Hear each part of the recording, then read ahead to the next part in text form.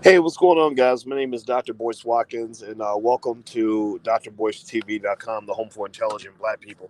I want to say happy Martin Luther King Day. For those of you who admire Martin Luther King the way I do, I want to say happy King Day. And also, rest in peace, Martin Luther King, for all the sacrifices you made to build what you hope would be a better reality for black people in America as a whole. Today, I want to talk about Martin Luther King and kind of do a quick little address on the issue. Since Martin Luther King is on our minds, and we want to talk about what Dr. King's legacy meant for the world and for our community. I thought it might be interesting to really talk a little more deeply about what Dr. King meant, for all of us, and also uh, what integration did and did not do for the black community. So let's see here. So someone says respect due to the good Dr. Boyce Watkins. Oh, well, thank you. Fellow Gemini. Derek is a fellow Gemini. Well, respect to you too, my fellow Gemini, my fellow black man. Um, let's dig into this, right? Dr. King Day is a funny time. There back in the day, back when I was a little more mainstream than I am now.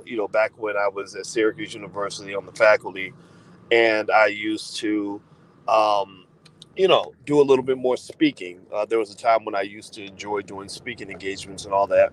I don't like doing speaking engagements as much anymore. In fact, I almost never do them. I do them for black organizations, and that's it. I used to get invited, to certain institutions as like a Martin Luther King Day speaker. Like Martin Luther King Day is kind of like a big money day for the black people that are on the speaking circuit. That's when everybody has their King Day breakfast and their King Day luncheon and their King Day dinner and their King Day ceremony and all this other stuff. And that's when a lot of the speakers would make the most money because that's when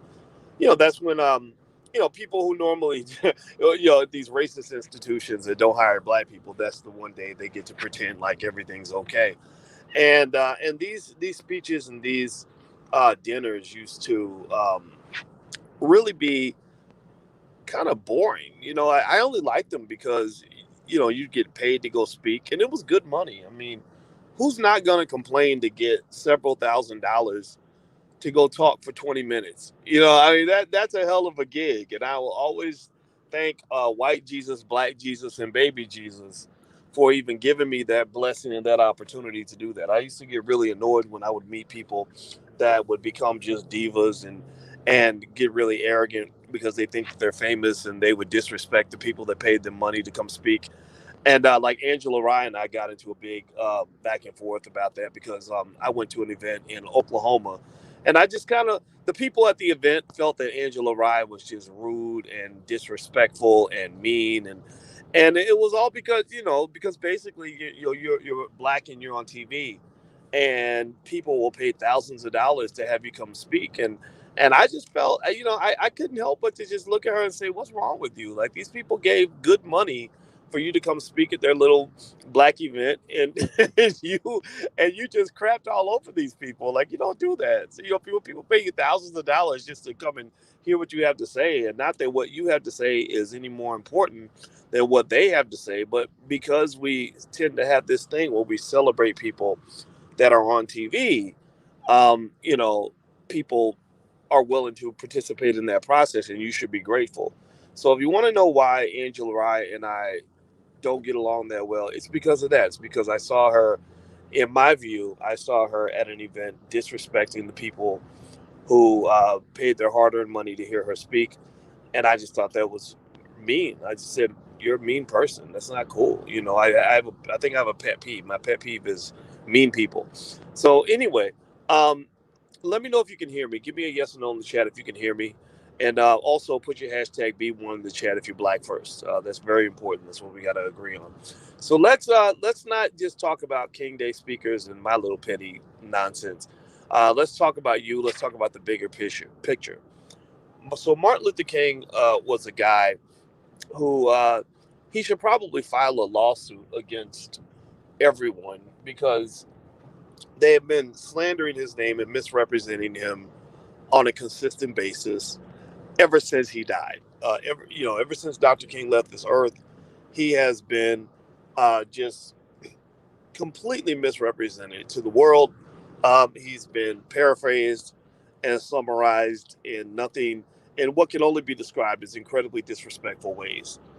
He's been just broken down, turned from a lion into a little teddy bear, and kind of been made into everybody's friend, almost like a cartoon character or a stuffed animal. Like I wouldn't be surprised if they had a Martin Luther King stuffed animal, and every time you punched its belly, it said, I have a dream. I have a dream. Like I could just literally see that being a toy. I'm sure someone has thought of making a Martin Luther King toy for little white children to be able to push his belly and hear him say, I have a dream. Well, if you do your research on Dr. King, you find out he was much, much deeper than that. He wasn't this guy, this commercialized cartoon character. He was a guy that had some principle. He was a man that actually really had a vision that was extraordinary. And I wish I could have talked to him, because I believe that if I talked to Martin Luther King, I think I could have shifted his message at an early stage in his career. I believe that toward the end of his life, Dr. King was starting to figure out what really matters in America. He was starting to figure out that what drives America is money. The economics is king in this country. That you live in a capitalist society, and part of being in a capitalist society means that the capitalists are the kings. And it doesn't mean you want to be a capitalist, but it means you need to at least have enough capital to keep the capitalists at bay. Like I ain't gotta be a gangster to know that in order to deal with the gangsters, sometimes I might have to be ready to get a little bit gangster if I have to, right? I don't have to be a thug to know that I might need a weapon to handle a thug, right? I don't need to be a criminal to know that I might need to be prepared, to fight a criminal, right? So in America, you don't have to be a capitalist to fight the capitalists, right? But you should understand the importance of economic power. In America, you have to understand that if you don't have capital to protect your needs and to protect your family, then someone else's capital is going to conquer your family. You should know in America that if you don't own something, then eventually something or someone will own you. Either own or be owned. Andre C. Hatchett, my homeboy, the Black Real Estate School, talks about this all the time. That's his phrase. He put it on the shirt. I love that brother so much. I wore his shirt on the Breakfast Club, and it's a very simple slogan. It says, "Own or be owned." In America, if you do not own something, then something or someone will own you. Martin Luther King was figuring that out. Toward the end of his life, he was realizing he was overcoming the brainwashing that a lot of us experience as children. In America, everyone is raised to be a white supremacist. Everyone is raised to honor whiteness.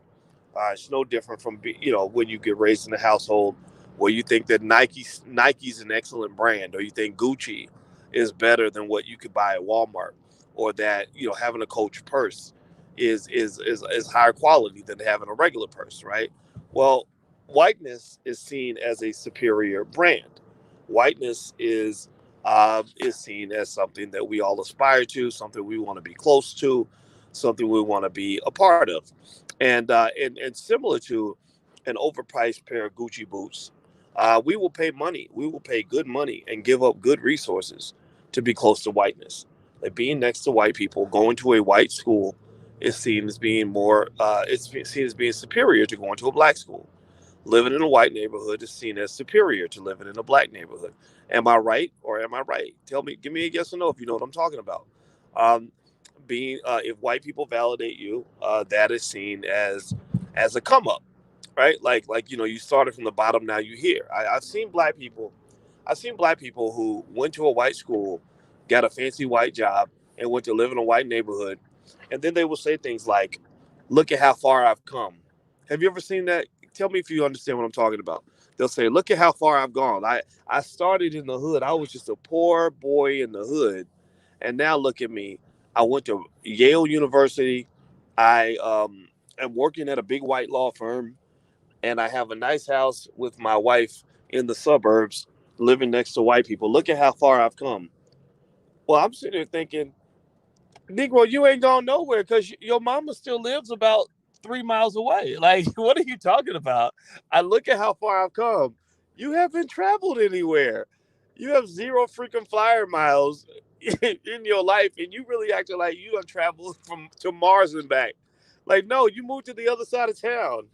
Like, you didn't do anything. Like, I'm not saying that those things don't matter. What I'm saying is, I thought about that, right? Like, y'all know how I am. I literally sometimes I do a mind share where I'll do a stream of consciousness on the things that I think about when I'm sitting there staring at the ceiling all by myself, and I figure that out. You hear people all the time say, "Look at how far I've come," and I'll literally think about it, be like, "What does that mean?" You haven't gone anywhere. Like, you haven't moved. Like, you're still in the same place. You're the same person. You have the same value as a human being that you had when you were a poor little black boy in the hood. But because you've been dressed up in a certain way, you feel like you have traveled. Like, you feel like you have literally gone to another world. When no, all this happened is three things. You went to a white school, you got a job working for white people, and you now live in a white neighborhood. You think you've traveled, but really you haven't. And the question, and that leads to a deeper question. What does it really mean when I say, "Look at how far I've gone"? Well, let me point out another possibility, another possible interpretation of that statement. Well, maybe when you measure how far you've come, maybe you should look at how much your mentality has shifted as a human being, how much you've evolved as a person. Maybe I used to be an immature man, now I'm a much more mature man. I used to be a punk, now I'm not scared no more. Now I used to be a coward, now I'm the hero. I used to be lazy, now I'm hardworking. I used to be a player, and I used to play around with women. Now I know how to love a black woman properly, right? I used to struggle financially. Now I'm economically secure, and I understand what economic security looks like, right? Like, I think that what you got to really kind of process is, what does it mean when you say, "Look at how far I've come"? Because one of the problems that you have in America, and I think Dr. King would approve of this message. I can't speak for him, but one of the problems that you have in America, in my view, is that you have a lot of people that measure their status and how far they've come, and their progress as human beings on things that are just nothing more than ridiculous, ignorant, and superficial. You'll have somebody, for example, who's on TV, some Negro on a television show. It'll be some stupid reality show where, can't nobody read, and everybody's doing terrible things to each other, beating each other up, giving each other STDs, and calling each other names and triggering each other. But they'll really think that they've really accomplished something. Like, I'm famous because somebody put me on television, right? Like, I'm a big deal because everyone knows my name. But that actually, to me, I think that begs for a deeper kind of logic and a deeper kind of interpretation. Dr. King used to talk about the content of your character, and there's a lot of ways to look at that. But I would say that kind of definitely asks, who are you? What kind of man are you? What kind of woman are you? What kind of person are you? And and that those are substantive things. Those are deep things. That's bigger than just what kind of job you have or whether you were on TV last week. And I think that when you talk about that, it makes me think about integration. And I feel that as Black people, we lost a lot of that during integration. I think that when you talk about what it means for us to have our soul, or to have soul, soul to me speaks of substance. And I feel that integration kind of tapped in and ruined some of our substance as human beings. It made us something other than what we are meant to be. Dr. King alluded to it when he talked about being integrated into a burning house. I turn on the TV, and what do I see on TV? I see Democrats fighting with Republicans. I see one white supremacist calling the other white supremacist a white supremacist. It reminds me of high school when I remember in high school one time, two sluts got in a fight. There were two girls that were known as the school sluts, and y'all know what I'm talking about. Every school had the school slut, and these two white girls who were the school sluts, they were best buddies because they would just go slut. They would go do hoish like slutty stuff together. And then one day they got into a fight, an argument, and it was really fascinating to watch these two fight because each one was then telling the other person's business. It's almost like when when somebody gets fired from the Trump White House, like when Omarosa got booted out, and Omarosa's like, I'm gonna write a tell-all book about what a terrible person Donald Trump is, and she doesn't realize that when she's telling on him, she's actually telling on herself. So these two sluts just got into this big argument publicly, and each one was like, oh my god, she's such a slut. Let me tell you what this slut did. Let me tell you what she slept with him and slept with him and slept with him. And they didn't even realize that it was making both of them look really stupid. Like they didn't realize that both of them were looking crazy, like at the same time. So when I see America as it is, and I see this country that you're so excited about being integrated into, it reminds me of that high school fight between the two sluts.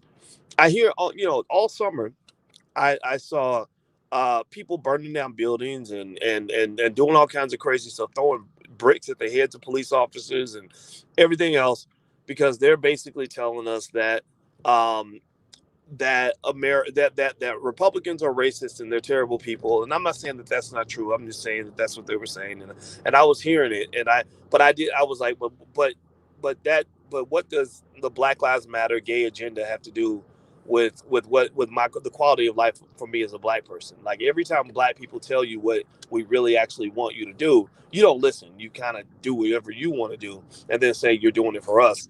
And I just couldn't buy into that. I heard people telling me, oh, that you should make sure you give us your vote because Donald Trump is racist and he's a terrible person, and we want to use your vote so that we can have more gay people and whatever it is that they want to do. I don't know what the hell it is they want to do, but it sounds like their agenda goes deeper than just like, okay, we're doing this for black people. It sounds like you're doing it for yourself. So I heard that, right? And I didn't disagree with it. I just kind of observed it. And then later on, you see a bunch of Trump supporters storm the Capitol, and they're storming the Capitol because they believe that their guy won the election or whatever. And then at the same time, now suddenly it's like all the people who hated cops in the summer are now defending cops and saying, these terrible people, these terrorists are attacking cops, and we're going to work with the cops to take down the terrorists. When just a few months later, or earlier, you were saying defund the police, but now you want the police on their job so they can go and attack the terrorists, which happens to be 80 million people in your own country, your own damn fucking country. You're basically saying that 80 million people in your own country are terrorists, and you're expecting that to work out when you don't understand that these people, that when you're talking about Republican, Democrat, you're literally talking about half your country. So when you define half your country to be horrible, terrible, racist that need to be exterminated, that ain't gonna work. That's like me saying that's as dumb as Donald Trump saying that in order for you to kill coronavirus, you gotta pour disinfectant into your lungs or whatever. He didn't actually say those specific words, but if you were to imply, if you were to go by the assumption that he really meant that you should actually drink disinfectant, like obviously that's insane, right? Because you might kill the virus inside your body, but you're going to kill your body too, right? So in America, when I look at this weirdness that's happening in America, just how stupid our country is, um, I see a country that says those 80 million other people are all supporters of the terrorists, which makes them terrorists, which means we need to censor them from social media, isolate them from society, and just banish them from existence, or treat them like criminals. And you don't understand when that inauguration happens for Joe Biden next week, half the guys in the military are probably Republicans, and many of them are probably Trump sympathizers. And if you can't take the time to process some of the nuance of that, then you're going to end up confused because you're going to literally think half the military wants to kill you, when maybe these individuals are saying, I don't want to do all of that. I just don't want to be a Democrat. It should be my right to not be a Democrat without you saying that makes me a terrorist racist who wants to kill everybody. And the thing about it is that the world has gotten so insane, and some of y'all get infected with this insanity. This is what I think Dr. King might have seen when he saw a burning house. I can't even say that without people thinking that somehow I'm sympathizing with racists and terrorists and horrible people. I was like, no, like I'm simply saying that I know Trump supporters who simply voted for Trump because they don't want to be Democrats, and I think it's the right of every American to not be a Democrat. Totalitarianism is actually defined when you completely annihilate and exterminate the other party so that you give people only one choice. When you lock people down into where they feel like they can only have one choice and still be seen as normal or as human. So in this country, we basically decided that anybody who happens to vote for any party other than Joe Biden's party is a terrorist sympathizer, or either a terrorist or a terrorist sympathizer, or a racist, or at the least somebody who needs to be censored on Twitter and banned from Facebook. Are you kidding me right now? Are you serious? So I'm just going to tell you this. Look, part of the reason, people will use the term segregationist like that, like that's a terrible term, like because people are just dumb. People don't think things through. They just have trigger words, right? So if I say I'm not an integrationist, then someone will say, well, he's a segregationist, which therefore makes him a bad person. Well, I'm going to say this. Look, I am a little bit segregationist in the sense that I don't want to be infected by your insanity. I'm a little bit of a segregationist in the sense that I kind of like to isolate a little bit so that I don't lose my mind by becoming as dumb as some of the people that exist in our society. Um, I'm a segregationist in the sense that I believe black people, those of us that have common sense, which might literally only be about 25% of you. I just want to be keeping 100. Like there's the majority of the black community is just as crazy as white folks are. So I'm not even going to sit here and pretend like there's some elegance of blackness that you naturally have that naturally leads you um, to act like you got some goddamn sense. Because y'all know as well as I do that we got some Negroes on TV that are just straight up, flat out embarrassments. Like that literally just are ridiculous. So I'm a little bit into the segregation concept in the sense of saying, I think that anybody who's listening who wants to be decent and normal and productive, you need to disconnect from all of this nonsense. Seriously. And stop believing that being next to white people makes you a better person because that's simply not true. If anything, I think being next to quality people of really a lot of backgrounds can be beneficial. But really, the reason you want to be around quality black people is because one of the fundamental truths about life that people neglect to understand is that people tend to take care of their own. Chinese people take care of Chinese people. White people take care of white people, and there's nothing wrong with that. Black people take care of black people. There's nothing wrong with that. Arabs take care of Arabs. Doesn't mean every Arab is a good person. Doesn't mean every Arab loves every other Arab. It just means that on average, Arab communities are going to take care of Arab people. And in America, one of the stupid backward concepts that you've been indoctrinated into is this some idea that when a white man takes care of another white man, that somehow makes him an evil white man. No, that doesn't make him evil because when I'm with a black man, when I'm with a brother, I'm gonna take care of that brother most of the time. But that's under the assumption that he's a good brother. If he's not a good brother, then no, I'm not gonna take care of his raggedy ass. I'm gonna deal with him the way I'm gonna deal with an enemy. So and the thing is that these subtleties, these nuances, get lost in political discourse. In political discourse, people want to summarize everything to what skin color you are. Oh, you got to be down for all black people just because you black. No, that's not true. Some black people are absolutely terrible human beings. White people get that too. White people are not down for every white person. Or believing that somehow other people that I'm supposed to treat a white man or an Asian man the same way I treat a black man. That's not true. It's just not going to be true. I'm going to give a black man or a black woman the benefit of the doubt that I probably won't give other people. And I think that with Dr. King, when I think about his life, I think about a guy who was reduced to, one punchline. I have a dream. He was much more complex than that. But also the reality is that he was not the be all end all of everything that was happening in that era. Dr. King was the most marketed black person from that era. Not only was he the most marketed black person from that era, but he was misrepresented in the marketing.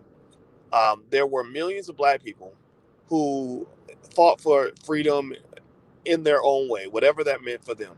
You know, you had the Dr. Claude Andersons and the Malcolm X's, and you had individuals and beyond, even beyond that, of individuals who completely disagree with the civil rights movement, who thought the civil rights movement was, um, honestly, they looked at the civil rights movement from what I've kind of gathered from talking to some of the OGs who were there at the time, like Judge Joe Brown.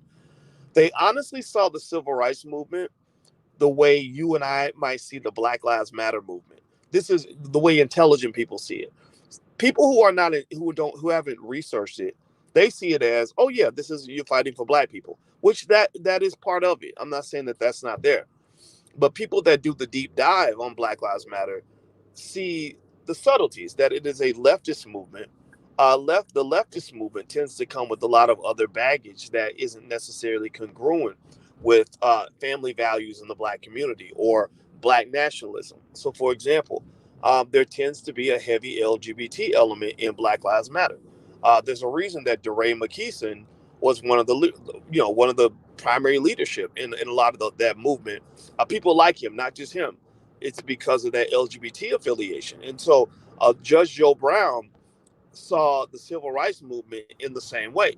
He tells stories about John Lewis that I'm not even going to repeat on here because people who are not intelligent are not going to understand that there's more to this than meets the eye. And I'll let you read between the lines of that. He talks about not just John Lewis, but he talks a lot of these guys that have been elevated and nominated to you to be these icons and these significant figures in black history. And he's basically kind of condensed a lot of that to, that this was basically communism or left, left communism, Marxism, etc., anarchism, all these things, all these leftist movements kind of put sort of cloaked with a black face on it, and that the black community has sort of been thrown into a dog pile of aggrieved groups to kind of say, hey, you should join up with us because we don't like the system either. And I'm not saying that there isn't some validity to it. I'm not saying that they're all evil. What I'm saying is that there's a deeper sort of agenda at play, and it goes all the way back to the civil rights movement in terms of why did that movement end up being propelled above every other movement. There were so many other movements in the black community at that time. Why was that the one that was on TV the most? There were so many other black people that were doing amazing things at that time. Why are they the only ones that you're taught about in school? And so it really gets back to deeper issues like the importance of us educating our own children, because you can't be free in America if you don't educate yourself independently. You cannot free yourself from oppression in America if the people who oppress you are the ones who are controlling your brain. I can't escape because they're defining what your blackness even means to you. So how can your blackness be free when you don't even get to define what that blackness actually means to you? So part of the reason that people like me end up, making people mad or confusing a lot of people is because this stuff is deep, man. When you start going deep and you start really processing like the origins of everything, you start realizing that a bunch of the stuff that you've been led to believe is nothing more than a complete lie. I mean, they really have done a number on you. And then the thing about it is, in fact, it's so deep that I'm not even mad at them for doing a number on you. I'm not even mad at them because I understand why they did it. Right? It comes down to something that you and I want too as a community. It comes down to power. I want us to have power, and so for me to be angry at them for how they accumulated their power, that would almost be as weird as a basketball team getting angry at the other team because they figured out how to score a lot of points. And really in that situation, you don't necessarily get into saying, "Oh, you're evil because you scored a lot of points." What you really want to do is say, how did you score all those points? And how do I play defense so that you don't score points? But how do I also learn how you score so I can score points on you? Right? And so what I would say is with this game, the game of white supremacy, the game of racism, the game of economic and political power, it's not so much about being sitting around being mad at white people because they're winning. Like they're winning in very different ways, good for them. I think it's more so about saying, how do you play defense? How do you stop them from winning against you? And then how do you play offense? And how do you use some similar tactics, maybe not all the same tactics, but how do you use some of those same tactics to achieve power for yourself? Right? So what I think about when I think about Martin Luther King, it ends up becoming a very deep conversation I end up having with myself. Is I think of a guy who was well intended. I think that the civil rights movement has so much courage attached to it. Um, it was rooted in the church because that was all we really knew at the time. All we knew was church and school. That's it. That's why a lot of your movements in the black community were led by preachers, uh, and scholars and preacher scholars, right? Like Reverend Doctor so and so, right? Like you have a million people that call themselves Doctor, Reverend Doctor, whatever. So that's why the movement was rooted in the church. That's why I moved that way, the way that it did. Also, pastors are excellent orators. And that's another thing. They're very captivating because they're a lot like the rappers. The rappers and the pastors, actually they're doing kind of the same thing. They're speaking in a way that sounds eloquent and inspirational, and it just kind of gets you going, which feeds into black emotionality. Black people tend to be extremely emotional, whether it's fear or excitement or whatever. We like to catch that feeling. We love to catch that spirit. Also, yeah, and I think also a lot of these movements were driven on faith. Faith is a very powerful thing. Faith gives you the ability to believe in something that isn't actually there. So faith can be a gift and a curse, right? Faith is what keeps you going in your darkest moment, but faith is also what can make you a dumbass. Faith can make you stupid. Like faith can make you a sucker. Faith can make you keep believing in something where you should have got off the bus a long time ago. Like this false belief that somehow the Democratic Party and Joe Biden are going to come and actually do anything good for black people when they haven't done anything good for black people in 40 years. Right? And then there are people who peep that out. There are people who lean on that faith to get you to keep doing the same thing over and over again. They lead you like a puppy who's, I use that Charlie Brown analogy. Anybody remember Charlie Brown and Lucy, and how Lucy used to convince Charlie Brown to come and kick the football? And he would be like, I'm not going to kick the football because every time you tell me to kick the football, you hold it and then you remove it at the last minute. And every time she would hold it and then she would move it at the last minute because she loved watching Charlie Brown like try to kick the ball and miss it and flip like 3 times and land on his head. She thought that was the funniest thing in the world.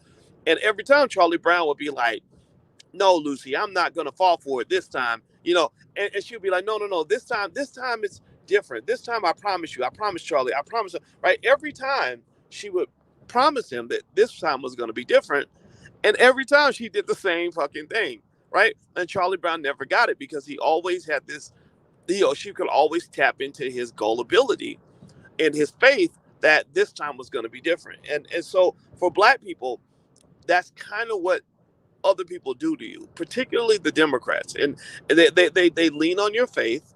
Every election, you have people that get skeptical. You have people that are kind of like, wait a minute, we're not falling for the banana in the tailpipe, that kind of thing. And then eventually, because you want to believe so bad that they've finally come around, that man who's been cheating on you and mistreating you and beating your ass is finally going to become the man that you always believed he was going to be. You fall for it every time. And so faith can be a wonderful thing. Faith can give you power, but faith can also turn you into your own greatest liability. So these movements tend to come out of the church, to come out of faith. They tend to be led by the pastors, etc. Like it's not a coincidence that Al Sharpton is a pastor, and he's seen as a black leader. What I really kind of think has to occur, though, is that we got to look at not just Dr. King in terms of what he was from the age of 26 up to the age of 38. He was a young man who was learning, but he was also subjected to the same brainwashing that a lot of us are, and he felt, unfortunately, that and a lot of people in the civil rights movement felt unfortunately felt that being closer to white people made us more successful. It made us better. It made us more valid because we were seeking our validity. We needed that validation. We needed somebody to tell us that we were significant, that we were important, that we were smart, that we were capable. And so we would take pride in getting jobs working for white people, or whoever the first black person was to get into a white school, or the first black person to live in a white neighborhood, or the first black person to be on a white TV show. Right? We looked at white people like our gods, like they were our creators to some extent. And we kind of so when we got a chance to be next to them, we felt like we were being next, like we were next to the gods. And so what Dr. King started realizing, though, toward the end, is that when you're constantly seeking validation from your gods, then they will always be your gods. You will never be equal to the gods because you made them gods in the first place. That if you are constantly seeking the chance to be next to white people, to integrate with white people as if that was going to make your life magically better, then white people would always have the advantage. It's almost like giving them the ability to print money.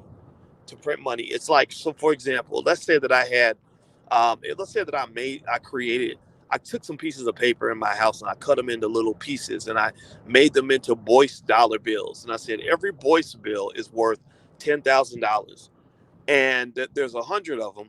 So 10,000 times 100 will be $1,000,000. And let's say that I give everybody in here, I say, if you do me favors, I'll give you a Boyce bill. And so I give you one, and you say, oh my God, thank you. You just gave me $10,000. And then I give one to somebody else and they say, oh my God, thank you. You just gave me $10,000. But think about this, right? I printed the money. So I get to keep most of the money for myself, which gives me artificial wealth. Like I've made myself into the wealthiest man in the room because I'll never give you more Boyce bills than I have in my own possession. And then on top of that, because you value the Boyce bills, I can then manipulate you with the Boyce bills. If you do some shit that's out of line, I'm gonna be like, well, I'm gonna take your Boyce bill away. You could be like, no, you just took $10,000 away from me. When in reality, I didn't take anything from you. But because you think it's $10,000, then I took $10,000 from you. Or if you do good, if you do right, I say, oh, you did such a good job. Thank you for massaging my toes. Here, I'm gonna give you a Boyce bill. You're gonna say, oh my God, look at me, Mama. I'm the first person in my family to get a Boyce bill. Oh my God, I am so proud. And your mama's be like, oh, I'm so proud of you, baby. You got a Boyce bill? What? Those little raggedy Negroes over there, they ain't got no Boyce bills. They ain't nobody. But you became somebody. And then you like, look, Mom, look at how far I've come in my life. I used to be a lowly nobody. And now I got 3 Boyce bills. And look at how far I've come. But again, that begs that question I asked you guys in the very beginning. Like, have you actually traveled anywhere? Have you actually gone anywhere? I mean, what has really changed other than something that is actually a figment of your imagination? Your imagination has shifted. You're right. Your reality has shifted in your head. But at the end of the day, I know what's really going on. I'm the Wizard of Oz. I know that the Boyce bill has no value. But because I've convinced you that it has value, then it has value. It has infinite value. So here's my point. Here's where I'm going with this. I know my analogies. I like my analogies because it kind of helps nail the point home. But sometimes I'm sure they can get on people's nerves. I don't know if they get on people's nerves or what. But I like the analogies because it kind of helps you understand what I'm talking about. So let's bring it home. The point of the matter is that there's nothing special about white people. They do not have magic jelly beans in their drawers. They do not, their bodies aren't filled with chocolate milk. They don't have, uh, you know, little gold pellets in their armpits. There's nothing special about living in their neighborhoods. There's nothing special about getting a job with their companies. There's nothing special about getting them to put you on TV. There's nothing special about their schools. And the reason it's important for you to understand this is because as long as you believe that there's a specialness that comes with integration, then they will always defeat you. because you are basically putting yourself into a game that was created by them. You are committing yourself to a reality in which they are the gods, and you are simply trying to please the gods and earning your validation by pleasing the gods. And so what I encourage you to do is to become the originators. One of the things that I said to a guy, it was a celebrity guy, and he had a lot of access to a lot of other celebrities. And I said, look, I don't want to really talk to a lot of celebrities because they get mad at me because half of them piss me off, and I'm not the right guy for the conversation. But I said, what I think you need to do, as I said, you talk to a lot of these NBA guys, these NBA players, and the guy was explaining to me that I said, the NBA guys, I think you need to talk to them and help them understand, do more research on Black Lives Matter and not just follow along with something just because it's popular. I said, because there's a lot going on here that I don't think they understand. And he said, oh, well, all their Black Lives Matter stuff, that's coming from their bosses. Their bosses are the ones who told them what to wear and what to say and all that. And I said, so there's a problem right there. I said, think about this. These guys are 6'5", 210 pounds, and they are 220 pounds, whatever, and they are making as much as $30 million a year, and they're still responding to their bosses. They're still being guided around by their nose like they are little, Burger King employees with no leverage whatsoever. I said, I don't understand that. I said, the thing about masculine leadership, about manhood, in my view, is that a lot of manhood and masculinity and leadership and power comes from the ability to manifest. You know, it means that you're not necessarily always reacting to something that was created in someone else's image. You're actually creating reality that is in your image. You are tapping into your power as the God to be the originator of things that are relevant to you. So you're not always so quick to just say, I'm happy to work for your business. You're the guy who says, I want other people to be happy to work for my business. You're not the person who says, I want to go live in a white neighborhood that already has economic value. You're the guy who says, I want to go build a neighborhood and create value. And then other people want to be attached to my value. That's like a spiritual psychological kind of phenomenon that you only tap into if you have um, self-esteem, or you are able to manufacture your own validity. When you can look in the mirror and say, you know what, I am somebody, even if the rest of the world does not acknowledge that. I am relevant, even if no one else has given me relevance. I am meaningful, even if no one else can see how meaningful I am just yet. Then that's where you get that power to manifest, right? So what I told the guys, I told the brother this. I said, look, tell those basketball players that those multimillionaire motherfuckers need to get with their celebrity friends who all have $10 million in the bank, who have 20 million followers on Instagram, and they need to create their own goddamn movement. They need to literally come together and put something together and say, these are our core values. We believe in the power of the black man. We believe in building black communities. We believe in building black families.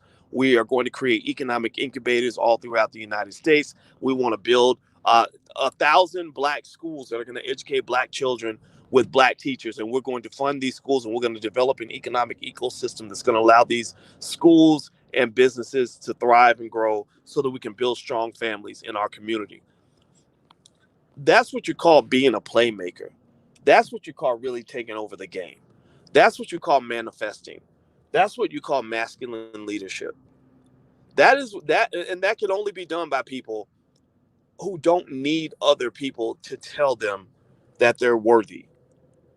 Seriously, like that's the problem I've always had with everything that involved the civil rights movement. When I would see imagery of black men, otherwise strong black men who could have been doing some amazing shit, sitting in a goddamn lunch counter, waiting to get their heads bashed in because they want the right to give a white man their goddamn money. What the fuck is that? How am I going to relate to that? There is nothing about that imagery that I can relate to as a man, unless I was a stupid man with low self-esteem. Now, I'm not saying that this is what was true with these men, but I will say, I'm not going to say they were stupid. I'm going to say they were misled. And I am going to say that they had low self-esteem, because only a man with low self-esteem will sit there and let another man give you brain damage just so you can gain the right to go give your money to somebody else's business.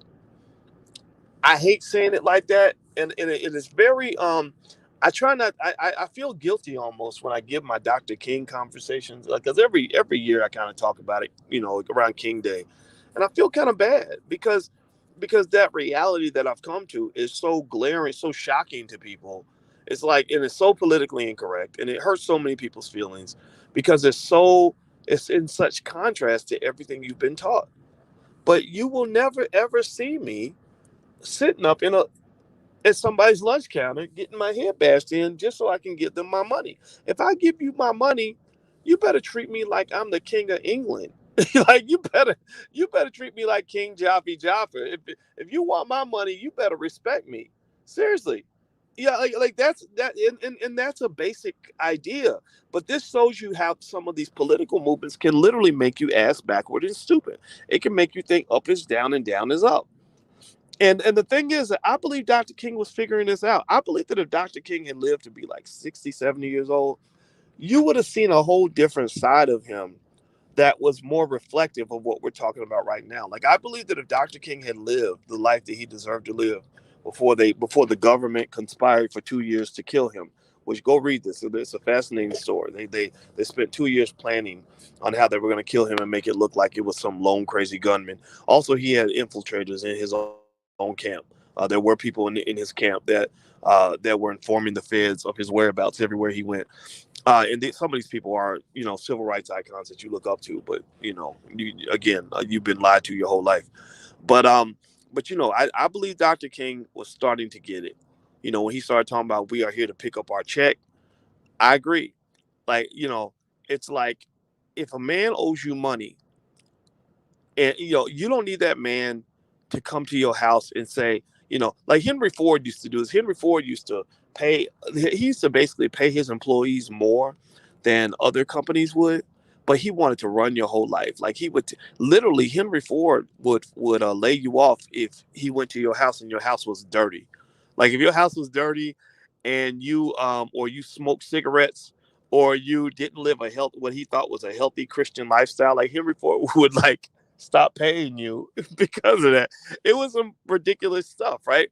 And so the thing is, though, you don't need that, right? You don't need another person controlling your life. Like, with our community, we don't need other people managing our schools. We can do that ourselves. We can educate our own kids. We don't need your police force policing our communities. We can do that ourselves. We don't need you employing us. We can run businesses ourselves. And so what we would rather have is, we want you to just cut the check. That's what I just want you to cut the check. I'm like Dr. King. When Dr. King said we are here to pick up our check, that's it. When I show up at my boss's facility to pick up my check, that's all I need from him. I don't need you to tell me I'm a wonderful guy. I already know I'm a wonderful guy. I don't need you to come to my house and tell me how to clean my house. I know how to clean my house. I don't need you to give me a ride home. I can get a ride home.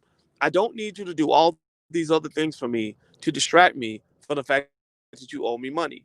I'm just here to pick up my check. I just need you to cut the check. And the problem that you have in America, this is where I'm going with this. The problem you have in America is that they want to make every excuse imaginable so that they don't have to cut the check. They're like, no, what reparations? What repara? Joe Biden, Kamala Harris, Barack Obama, Michelle Obama, all these Democrats that claim to love you, Stacey Abrams, Warnock. None of these people have ever said the word reparations. They will not say the word reparations because they don't want to cut the check. But they'll talk all day about how they're going to babysit you and tell you how beautiful you are, how wonderful you are, and give you your self-esteem and manage you like a parent manages a child. Like, oh, we're going to make sure your children are safe. Well, no, I can protect my own children. Just cut the check. Well, we're going to make sure you're protected from COVID. No, I can protect myself from COVID. Just cut the check. Well, we're going to make sure that you have jobs. No, we can create our own jobs if y'all would just cut the fucking check. Oh, we're going to give you better schools in your communities. No, we can build our own schools, but the reason we can't is because y'all won't just cut the check, right? So your boss. So imagine if you done showed up at your boss's facility to get your check, and every time you say, "Give me my check," he's like, "Well, I bought you lunch today. Well, I don't need you to buy me lunch. I need you to give me my check. Well, I paid your car note, and I got you, and I'm gonna make sure that your living room gets clean today. No, I need you to give me my check. I can clean my own living room, right? And so what I need us to kind of hold on. Sorry, I'm, I'm talking on my phone. I dropped the phone. I hope you can still hear me. Give me a yes in the chat if you can still hear me. Give me a yes or no in the chat if you can still hear me. My point is to say that they need to cut the check. Or I agree with you. Somebody wrote cut the fucking Darren wrote cut the fucking check. I agree. Maybe it needs to go from cut the check to cut the fucking check. And they they literally will come up with every excuse in the world not to cut the check. And I'm telling you, this is what I'm seeing from my view, and I'm hoping you all will hear this and share this, like share this in conversations with other people. Maybe talk about it on your social media. If you go to the Clubhouse app, maybe have a conversation in Clubhouse. Like I think the conversation should be, why won't they cut the check? Why are you giving us everything except what we asked for? You're gaslighting us. Stop it. Like I don't want to talk about Black Lives Matter and COVID and policing. We're gonna give you safer. We're gonna make sure no black men get shot by the police. Well, we can protect these black men if y'all cut the check. Like cut the check. We can get our own police force. Cut the check. We can build our own schools. Cut the check. We can build our own businesses. Cut the check. We can give ourselves self-esteem. Cut the check. We can build our own media. Cut the check and leave us the fuck alone. I am not. I'm just gonna tell you the truth. I mean, I don't. People. I'm probably gonna just get weirder by the second because I think about these things every day and I process the way the world works and the way I think it needs to evolve. And I'm just telling you that I'm not into this integration crap. I just white people have lost their magic for me. There's no they're not magical to me anymore. It doesn't mean I hate them.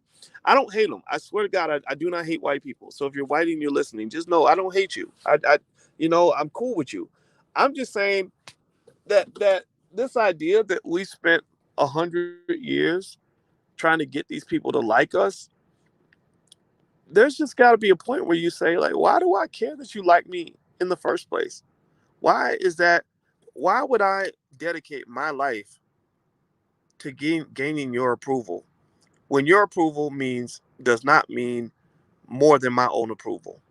Literally, they like your approving me means as much to me as what my approving you means to you.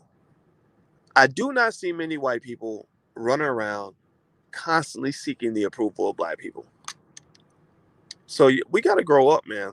We really have to grow up. So on this Dr. King Day, that's what I'm thinking about. I'm thinking about how awesome our people can be when we're at our best and when we're focused.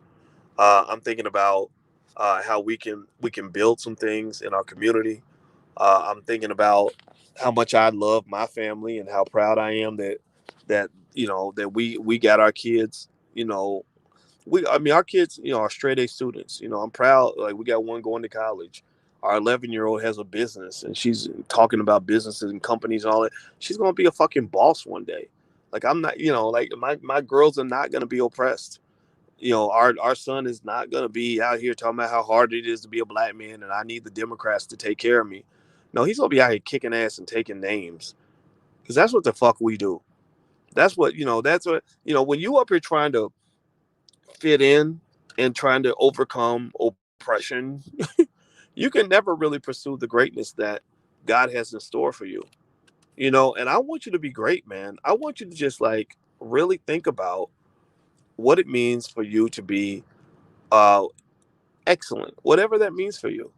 And to just know that that excellence, once you are committed to it, it's gonna happen with or without a white man's permission. So that's it. That's it. So maybe that's the theme for today. Everybody type the term hashtag Black Excellence in the chat. Hashtag Black Excellence. Let's leave the conversation on this theme. Kelly X says, "Have you been drinking?" I don't know. Probably. I don't drink, but imagine if I really did drink. I mean, can you imagine how crazy I would be if I really did drink? But I'm just telling truth, and that's it. So what you're getting, that probably does sound like I've been drinking, is you're getting a stream of consciousness and a stream of honesty. I'm not interested in the politically correct bullshit that has kept us stagnant for 40 years. I'm not interested in that, man. I'm serious. I mean, I don't know. Do you understand what I'm saying? That, we have not advanced at all. We are literally pretty much exactly where we were 50 years ago. You got to change that, man. And part of it's because you let people keep you in a cage. I'm not in the cage anymore. We're gonna, I want to create winners in our community, not people that are just sitting around trying to figure out how to not struggle anymore. We're better than that. We are better than that. So go be great. By the way, the allblackagenda.com, that URL's on the screen. You can go there. There's a lot of resources there. The $5 a day investing plan and all this stuff is up there. So and you can get it for free. So feel free to do that. Go take a look. And also, I'm on the Clubhouse app at Dr. Boyce Watkins. So feel free to follow me there. At some point, I'm gonna do a Clubhouse conversation. I'm just trying to figure out a way to integrate it into my life. So there's that word, integration. All right, guys. Well, have a good day, and I'll see you soon. I'll talk to you later. Peace.